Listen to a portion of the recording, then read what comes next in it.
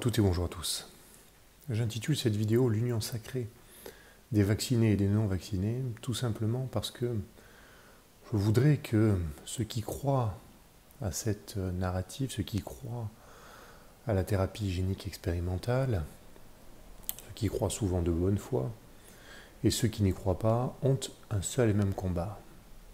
Ce combat a une dimension sacrée, une dimension transcendantale qui dépasse les opinions partisanes. Ça veut dire qu'elle dépasse les simples croyances, les simples opinions qu'on peut avoir en matière vaccinale. Qu'on soit pour ou contre la vaccination, ce n'est pas le sujet. Le seul sujet qui nous intéresse et qui va faire que nous devons nous unir est en réalité le sujet de la liberté. Le sujet de la liberté est le sujet de la société de demain, celle, pour vous bien sûr, pour vos enfants, pour vos petits-enfants et pour les générations suivantes. Il va falloir, pour établir cette union sacrée, ne pas faire preuve d'égoïsme. Il va falloir s'engager sincèrement, avec justesse, dans un combat pour l'intérêt de tous, tout en préservant ses propres intérêts. Ce combat est un combat, en réalité, une guerre, pour reprendre les termes de celui qui se fait passer pour notre président. C'est une guerre qui n'est pas contre un virus. Ce petit virus, en réalité, dont le taux de létalité est très faible, on le sait maintenant, est en réalité un outil, un moyen pour essayer de mettre en place une quatrième révolution industrielle qui est basée sur le transhumanisme et le contrôle technologique des individus. Ça, c'est l'agenda d'une petite élite décérébrée qui rêve de dominer les âmes des individus, c'est-à-dire de vous contrôler en totalité. Que vous soyez donc sujet à cette thérapie génique expérimentale ou pas. On le voit, l'agenda se met en place maintenant, c'est gros. Beaucoup de gens ont essayé d'avertir il y a de ça quelques années, quelques mois. Et la majorité des crédules disaient « mais non, arrêtez, c'est pas possible, ils ne peuvent pas faire ça ». On le voit maintenant.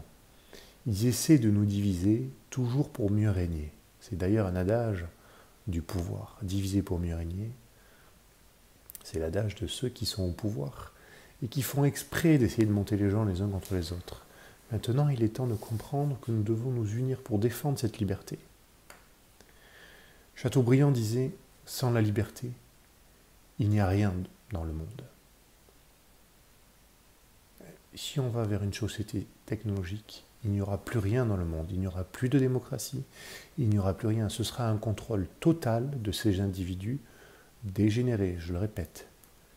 Il est temps que nous nous unissions ensemble, que nous soyons forts dans ce combat, peu importe les professions, peu importe la classe, populaire, moyenne, élevée. Ce combat, c'est le même pour tous.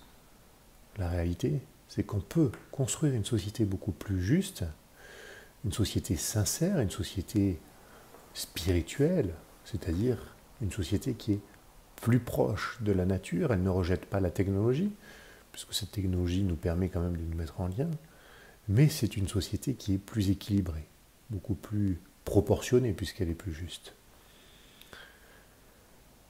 J'aimerais que ce message arrive vraiment dans votre esprit. Arrive vraiment dans votre esprit pour que vous compreniez l'enjeu qu'il y a pour vous, pour vos enfants, vos petits-enfants et les générations qui suivent. Comme je l'ai déjà évoqué, ce combat est un combat pour la liberté, un combat pour une nouvelle société, et cette nouvelle société ne doit pas être cette quatrième révolution industrielle. Ça doit être au contraire une révolution spirituelle. C'est une révolution d'abord intérieure, que beaucoup de gens, qu'on appelle les éveillés, les individués, ceux qui ont vécu le processus de la renaissance spirituelle, ont vécu et ont compris. Ils ont compris qu'ils étaient animés par une âme, donc un esprit incarné. Ceux qui n'ont pas encore vécu, qui sont sur le chemin, ou pour l'instant qui ne sont pas encore prêts à l'entendre, doivent être accompagnés pour comprendre. Et ne pas écouter un gouvernement qui ment, qui instrumentalise un virus à des fins mortifères puisqu'une thérapie expérimentale est très grave. C'est très très grave ce qui est en train de se jouer en ce moment. Ils utilisent tous les moyens de propagande pour vous piquer. C'est très très grave. Je pense que beaucoup de gens ne mesurent pas la gravité de la situation. Or, il est temps de ne plus faire preuve d'égoïsme. Il est temps parfois de mettre un petit peu de côté ses activités quotidiennes, ou du moins en partie, et de s'engager dans ce combat commun, ce combat qui est pour tous, ce combat qui est à la fois pour la France, pour les Français, mais qui est bien plus largement un combat pour l'humanité. Un combat pour la liberté, un combat libertaire, c'est le rôle de la France. La France est le pays des libertés. Un président qui, 2 jours avant la fête nationale de la liberté, le 14 juillet, fait une déclaration pour essayer de diviser les Français et de restreindre leurs déplacements, ou du moins de les conditionner à une politique vaccinale perverse, cynique, sous certaines conditions, c'est-à-dire sous certaines restrictions, c'est le comble du cynisme, c'est le comble de la malhonnêteté intellectuelle, c'est le comble de la psychopathie. Est-ce que vous comprenez maintenant dans quel schéma nous sommes, j'espère, puisqu'il y a encore beaucoup de gens crédules qui ne le comprenaient pas.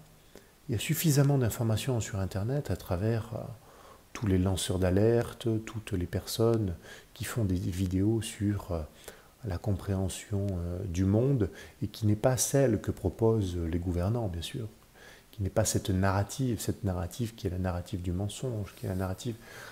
Finalement, la narrative des institutions principales est la narrative du mensonge. Les vérités, vous les trouverez davantage sur Internet, faites par des lanceurs d'alerte, des individus de bonne foi qui cherchent, même s'ils font des erreurs, c'est pas grave. Mais là, je me suis un peu éloigné du sujet. Non, je reviens sur notre sujet principal. Unissons-nous, unissons nos forces, restons droits et ancrés dans notre spiritualité, sincère. Nous savons que nous sommes dans le juste et dans le vrai. Il est temps, maintenant, de faire bloc au délire psychotique de ces individus. J'ai bien dit délire psychotique, parce que c'est ce qui est en train de se passer en réalité. Bon, j'espère que ce message aura été clair pour vous. Je ne voulais pas faire un message très long. Donc je vous dis à très bientôt. Tenez bon. On y est presque. Et s'ils accélèrent leur agenda, c'est parce qu'ils paniquent. C'est parce qu'ils sentent justement que la lumière gagne du terrain et que il est temps pour nous de renverser la table. Nous ne sommes plus des gens soumis, nous ne sommes plus des ressources humaines, je réutilise le terme, nous sommes des êtres souverains. Des êtres humains souverains. Unissons-nous, croyants, non-croyants, vaccinés, non-vaccinés, unissons-nous au nom de la liberté. Je vous remercie de votre attention et je vous dis à très bientôt. Au revoir.